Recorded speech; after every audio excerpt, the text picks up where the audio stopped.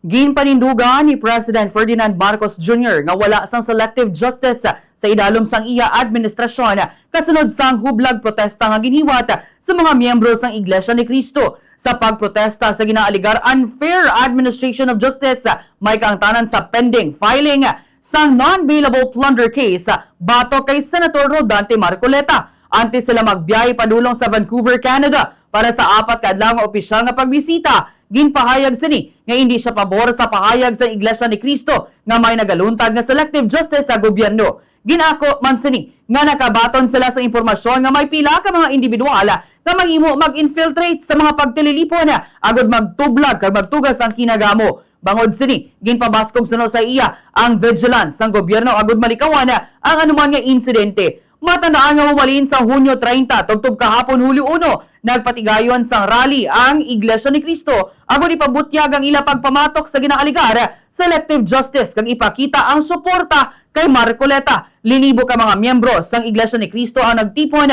sa People Power Monument sa Quezon City agod ipakita ang ila suporta sa senador kanagapanawagan sang patas nga pagpatuman sang kasuguan.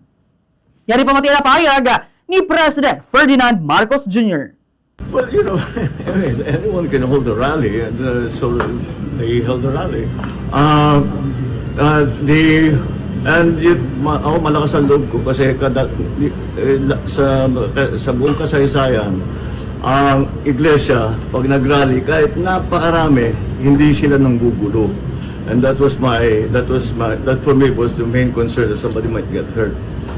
Problema lang namin is that merong impormasyon na siyempre merong mga mag-infiltrate, mag-agitate. Yun ang inaalala namin. Yung pinaka-importante sa amin, walang masaktan. Either tiga-iglesia o kung sino man na mapunta ron na maggulo. So let's just keep everything stable and peaceful. And so far it has been. So I thank everybody involved for keeping it safe for everybody else. And sir, and your reaction to their allegation that your administration has been having a selective kind of justice daw po? Well, they have their opinion. I believe they're wrong. Thank you, sir.